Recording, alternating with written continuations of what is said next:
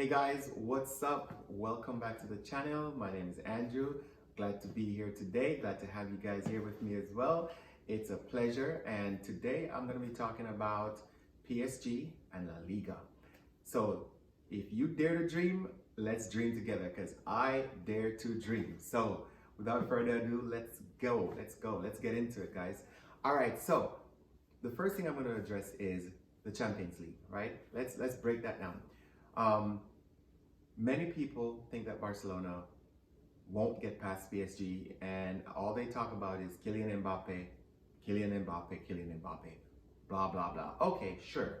Kudos to Kylian Mbappe. He's a fantastic and effective world-class elite player. No doubt about that, right? But the thing is, for me, why I justify Barcelona getting through to the next round, if you look at PSG right now, PSG is two players, Kylian Mbappe and Dembele. We already know what Dembele is capable of on his best day, and we also know what he's capable of on his worst day. Barcelona, key to succeeding in this game against PSG is simply do not give Mbappe or Dembele a lot of space to work with. Meaning, don't play with that suicidally high line like we usually play with. The game against Atletico on Sunday, that's a benchmark. That's a blueprint because we didn't play a high line, and for good reasons. And it worked perfectly well. So for me, going up against PSG in both legs, we need to be able to neutralize those threats by simply maintaining a safe line, not close to the halfway line. And also, we got to have our own threat on both flanks. You know, you put Lamine Yamal and Rafinha on both flanks, in addition to Cancelo, that's gonna give them and their fullbacks something to think about. And we put Christensen in the midfield, Frankie De Jong if he's fit, you know, stifle their midfield. So the service to Kylian and Dembele is few and far apart. I have no doubts, guys, that Barcelona will, not can, but will get through PSG and make it to the next round. And so now the thing that I want to talk about the most is our path to the finals, right? A month and a half, 2 months ago, this is absolutely absurd to think that Barcelona legitimately could be in the Champions League finals, right? Absurd. Nobody in their right minds, not even me, I'm gonna be honest, would have thought that Barcelona would have a legitimate path to the Champions League final this year. But guess what? We do, and it's exciting because when you look at the tie right now, like I said, there is a strategy in beating PSG and advancing. The key for Barcelona is making sure that we maintain discipline in our defense and discipline in our ball possession, and more importantly, we need to be efficient in front of goal. When you get a nice chance, you got to make it count. I think that we can go to France, we could either draw or beat them and then come back to Barcelona and get the job done. I won't make score predictions right now. You know, maybe when it gets closer to the game, I'll think about that. But right now, I'm not worried about score. Honestly, I just know that overall, we'll get the job done. Now, when you look at the next round, it's either going to be Atletico Madrid or Borussia Dortmund. Either team, we got it. Now, I'm not sleeping on Dortmund. I know they've been poor in the Bundesliga, but in the Champions League, they've been a lot more solid, a lot more consistent, right? You know, it's something about cup ties, man. Teams always seem to find that extra strength. But with all of that being said, it doesn't matter who we face in the next round. If it's Atletico Madrid, great. We've played them twice before. You know, we essentially got their number. You know, we got them in our pockets. And it's not to be cocky, but it's the truth. For whatever reason, when Atletico come up against Barcelona, they crumble. I don't know what it is.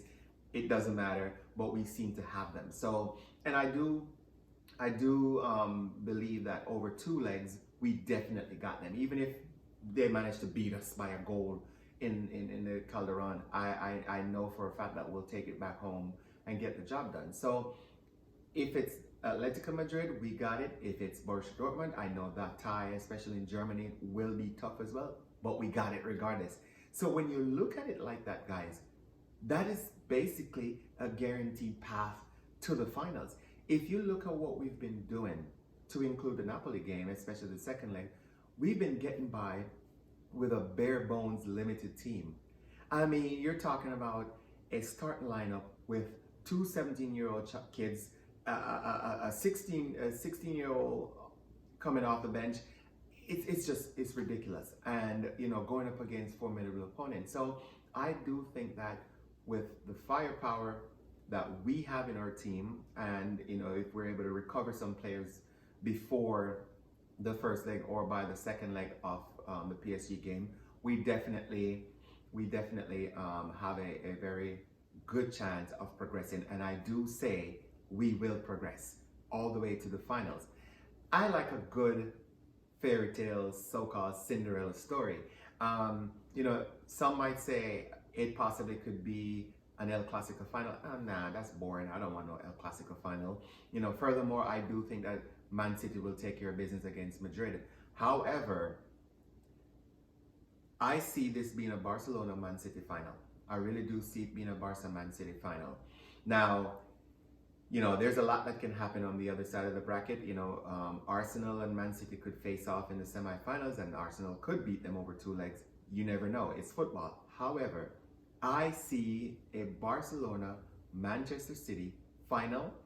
Pep against Xavi, student against professor, and the Cinderella story continues because guess what? Barcelona win that game and lift the Champions League against all odds. And all the pundits, all the commentators, all these people, all the naysayers who have said Barca is trash, they're not going to win nothing, blah, blah, blah. Guess what? Lift the Champions League this year, 2024. Guys, let's dream together. This is not illusion or delusion. It's for real. We have a legitimate path to the final. And if we get there, like I do think that we will, why can't we win it? Man City is a fantastic team, the best in the world right now, but it is well documented that they've been having a whole lot of defensive problems all year long. They're scoring goals, but they're conceding. So I do believe that Barcelona making it to the final with a healthy squad, we win it, we lift the Champions League this year. Now, let's look at La Liga for a second. Okay, I get it. We're 8 points off. Yes, I know. That's crazy. But guess what? I dare to dream. And I'm going to be positive, right? Let me preface that by saying Barca in this season alone have taught me not to dream. They've taught me not to be optimistic, because when you think that Barca got it, they're about to win this game, they're about to beat Almeria, they're about to beat Granada, they're about to beat Villarreal, right? When you think about things like that, sure points. That's a sure 3 points. And yet they came away with a defeat, right? Let us down. But the truth of the matter is, since the return of Ter Stegen in goal, the team and Christensen in midfield, the team has definitely improved defensively. And it's that defensive improvement that has led to the overall confidence of the team and a better performance going forward. It trickles down to the front line, and now we're scoring more goals. So with that being said, we're 8 points behind Real Madrid, right? We do have to play Madrid as well as Girona. With the direction in which Girona is trending right now and the direction in which Barcelona is trending right now, I see us beating Girona. Easy, okay? 3 points. I also see Barcelona beating Real Madrid. And so, because Barca is going to go into that game against Madrid, and Madrid is going to be under a lot of pressure, wanting to win this game to solidify top spot and guarantee the victory. I think they crumble under that pressure. Barca beat them as well as beat Girona. In fact, I see Barcelona going on a 9-game winning streak and winning out for the rest of the season. Madrid is going to lose to us, and they're going to draw 3 other games. So they're going to drop a total of 9 points. And that's how Barcelona will win La Liga. Once again, shutting up all the pundits that talk all that trash and all the commentators and all the naysayers. Now, you might think, some of y'all might think I'm so, oh, you crazy, bro, you delusional. We all a little bit delusional, so whatever. But I'm not delusional. I know that it's a long stretch. I know that 8 points is quite a bit of points to make up at this stage of the season, but I'm confident. I do think that they have what it takes. The team is in a really good place right now. The spirit amongst the players are incredible. You know, they're united. You know, I don't know what took place before with Xavi, but you know, whatever happened, the team is in a much better place, and it's showing on the field right now. They're playing with calm and poise and confidence, and the results are coming in. So I do believe that if we win out our 9 games, to include beating Real Madrid and Girona, and you know, I can see Madrid dropping some points, you know, drawing a few games along the way, and we very well might just sneak right in and win La Liga. It's possible, you know, improbable, but very much possible. Let's talk about Xavi, right? If we miraculously win La Liga and the Champions League, or either or, should he stay? Does he stay? I think no. I think Xavi's mind is made up. He's leaving, and I support that. He should go. He should ride off into the sunset, go on a vacation, take a sabbatical, whatever, come back when you're ready, but go. Because clearly there's something deep and fundamental going on in that club. You know, we don't get to hear about all of it, but there's something serious that's going on as to why he wanted to leave in the first place. The other thing is, why did it take the players, the team, that long to get their stuff together?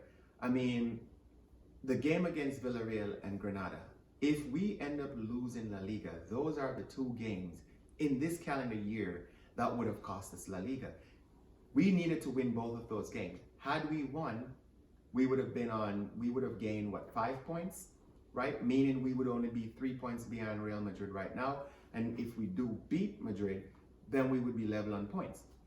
So, and Madrid would only need to slip up one more time for us to actually win the La Liga if we win out all our remaining games. But there is something going on. I don't know what it is. Maybe time will tell, but I think that Xavi should leave regardless. If he wins both or just one, ride off into the sunset with your head held high and just go. You know, I think that's the best decision for the club.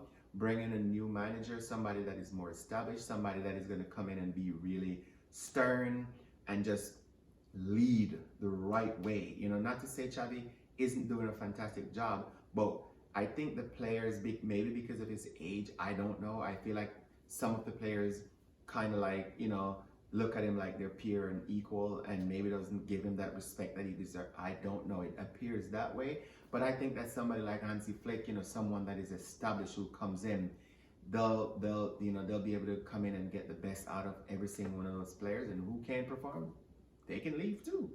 But let's talk real quick, guys, about the international break, you know, because I personally cannot stand the international break. I honestly can't stand it. Not for any form of qualification, and definitely not for friendlies. I hate the international break. And here's why. Injuries. You know, a lot of times these players go off to their club, their country, perfectly fine, in great shape, and come back injured. You know, and when you look at the momentum that Barcelona is having right now, the last thing we want is for any of our remaining players to get hurt, and for any period of time, for a day, for a week, a month, nothing, no more injuries. And you know, it's when you go play against these countries, it's different. It's a different atmosphere, different pace, different types of preparation. I don't like it. And so I'm just sitting here right now praying and hoping that not just Barcelona players, to be frank, but like everybody can go off to their country, their respective countries, have a good international break, and everybody come back to their clubs healthy so we can close out the season in the best possible way.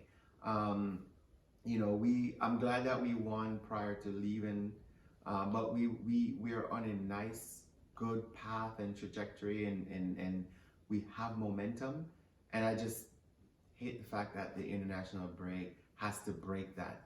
I really hope that everything goes well. I hope the young players aren't overplayed. You know, we see what happened to Pedri. Spain overplayed him. Spain and Barcelona overplayed him, and now he can't catch a break with the injuries. You know, so I'm trusting that Lamine, Kubarsi, all these guys, their minutes are managed in the right way, responsibly, and that they're able to come back to the club, you know, in good shape, nice and fit, and we're able to resume La Liga, resume the Champions League, and you know, do some great things towards the end of the season. So that's it for today, guys. Thanks again for sticking around. I hope you're a dreamer just like myself. I really do think that Barcelona will do great things between now and the end of the season. We will see what happens. And again, thanks for the love and support. And I will see you in the next one. Peace, guys.